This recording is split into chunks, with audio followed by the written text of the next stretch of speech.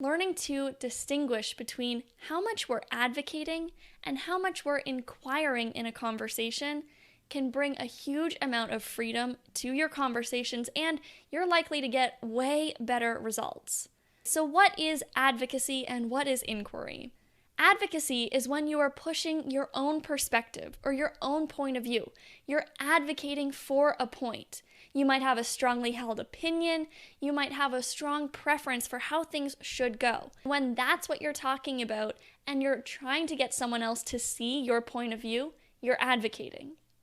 Inquiry, on the other hand, is when you leverage your curiosity. It's when you're actually trying to find more information.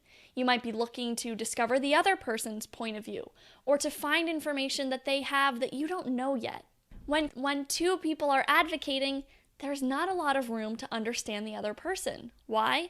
You're too busy pushing your own point, and so are they. Studies have shown that when you argue with someone, they actually become even more entrenched in their own point of view. Human beings are totally addicted to being right, and so we'll do whatever it takes to prove how right we are. Bringing inquiry into the conversation is one of the fastest ways to end a disagreement.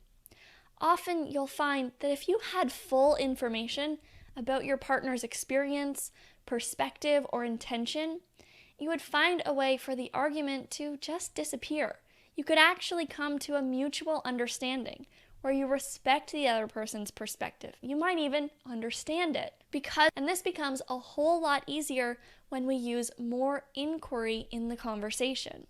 So ask more questions and ask them with a genuine curiosity, like you really want to know the answer. Here are 4 great questions you can ask when you find that you're doing a little too much advocacy and not enough inquiry. Number 1, what do you think about that? Ask them for their thoughts and really listen. Give them lots of time to answer without advocating for anything on your behalf. Often in conversation, someone will start to explain their perspective and then will advocate in a way that tries to refute their perspective. Don't do that. Just listen. Use pure inquiry to figure out what it is that they're thinking. Number 2, how do you feel about that? Getting at someone's emotional experience is a really fast way to have compassion for them. We can all relate to feeling frustrated or sad or disappointed or discouraged. And when we communicate at the level of emotions, it's a lot easier to share an experience and to come to an understanding. So ask them, how does that make you feel? Number 3, why is that important to you? Sometimes we might not understand why someone is pushing so hard for something. Figure out why it's important to them. Ask, what does it mean to you? Why does this matter so much to you? And really listen for an answer.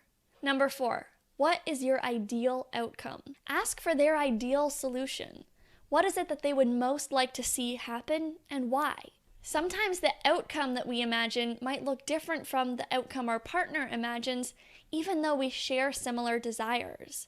So communicating at the level of what it is they actually desire and why can help us find some mutual ground. A lot of times in a disagreement, couples are asking questions like this, but they're asking it more like, what were you thinking? Why is that so important to you? They're bringing a level of judgment to the question.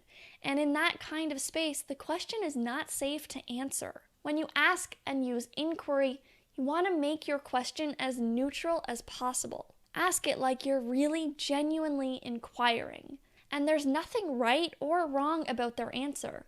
You're just getting more information so that you can come to a better result. The balance of advocacy and inquiry can be used to solve arguments, but it can also be used in everyday life. Perhaps one of you does more of the advocating in the relationship, and the other person naturally takes more of an inquiry role. It can be really fun to shift the balance. If you find that mostly you do a lot of the talking and he asks a lot of the questions, switch it up. Start inquiring, asking more questions to get your partner's experience. Or if you're the one that does a lot of the listening, maybe just try on advocating a little bit more. Be willing to share more of yourself and share more of your perspective. This can really freshen up the experience of a relationship, and you'll probably learn things you didn't know about your partner.